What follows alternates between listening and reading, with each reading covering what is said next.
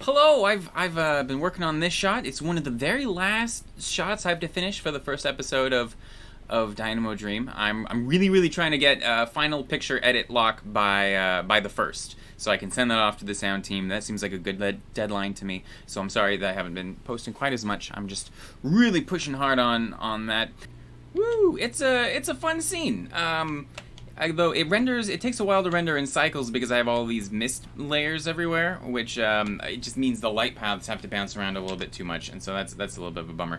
But Nate Taylor, my friend, did the animation on the crab and the rigging in that, which is very cool. And the rest of the guys are all little Rococo animated dudes. Those photo scans I put out a while ago. I really need to make more of them. I've got a couple new ones in here, but I should just do a whole new batch because these guys are becoming fairly overused at this point. But yeah, this is the third stage of the crab story. The first time is when we're in the diner and we see that there's a crab that was raiding a truck out on the freeway, and then the second time is when we see it in a gladiatorial combat with a giant robot and steals the robot's sword. And so this is kind of the little conclusion. I like the idea of having just a little background story going on.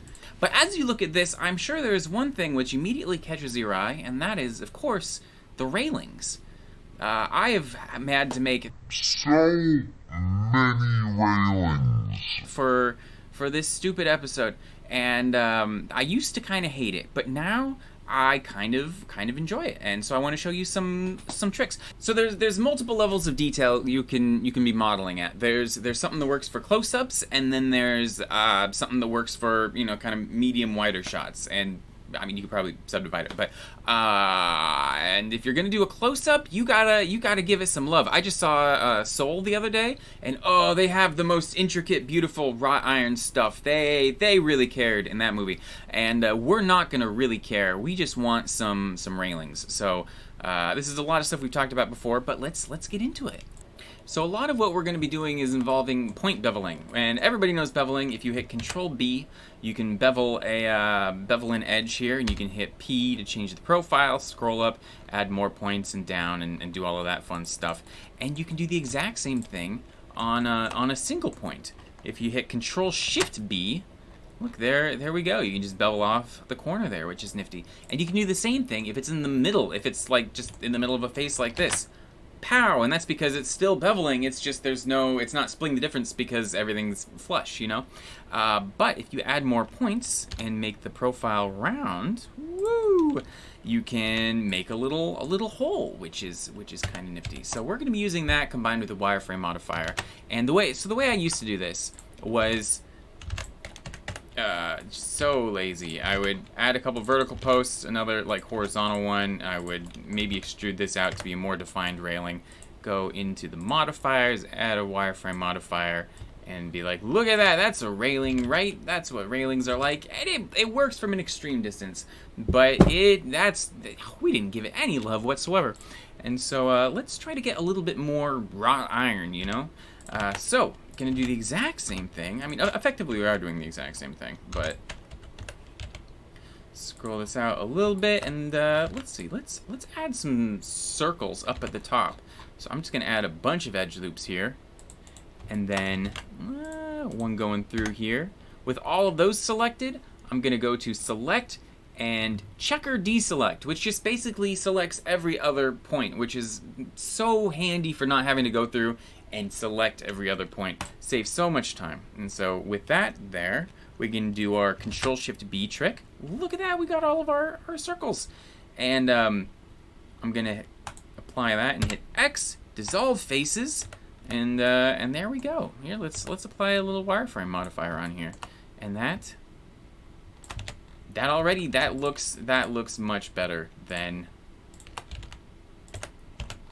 anything we'd had so far. And in fact, let's see what happens if we let's do this. Select, checker, deselect.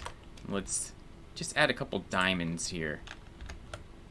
Ooh, oh yeah, okay. That's kind of cool. Let's see, what else can we do? Let's do something kind of similar. I'm going to link Control L, the modifiers from that one. This gives us the edge here. And let's try doing some nice big ornamental circles right here down around the bottom. So yeah, turn that up. Let's add a couple more points. Yeah, that'll be cool. And then maybe I'll select all of these and all of these. I don't know how this is gonna look, but Control Shift B, that's kind of nifty. Huh. That could be interesting.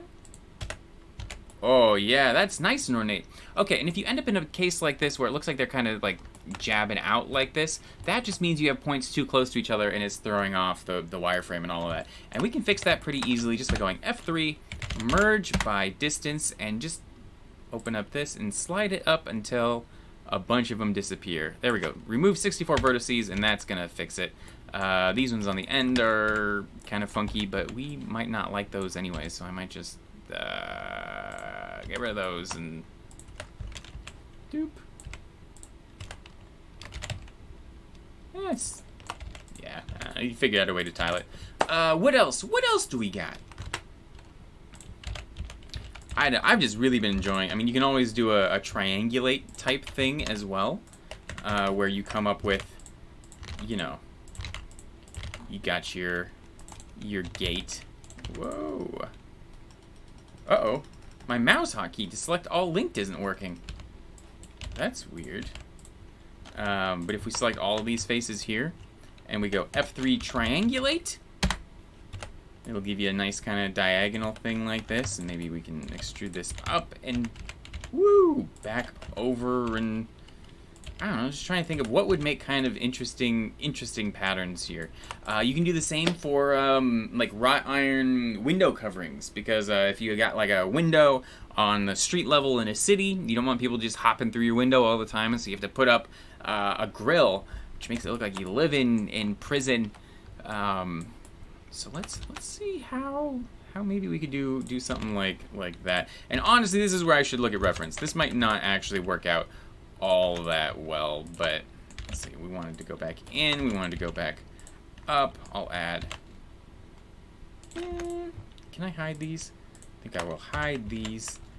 Add a couple edge loops here, like that. And let's add a couple diamonds. Control Shift B. Cool.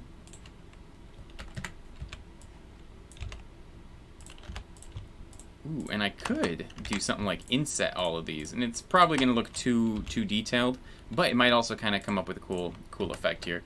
So let's see, Alt H, double these, woo. And if we link those modifiers, there we go. You just stick that over a window or something. And for all of these, you know, you don't even have to. You can be as detailed as you want, but I would just kind of make it dark and maybe turn up the roughness just a little bit. You've got a nice cast iron type look. Woo! Yeah, I like this one. I like this look, honestly, because you can get this really ornate feeling really quick.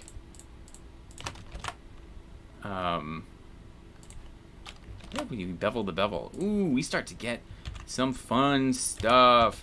Yeah. So anyways, that's just the thought for ways to make kind of cool, ornate type stuff really quick.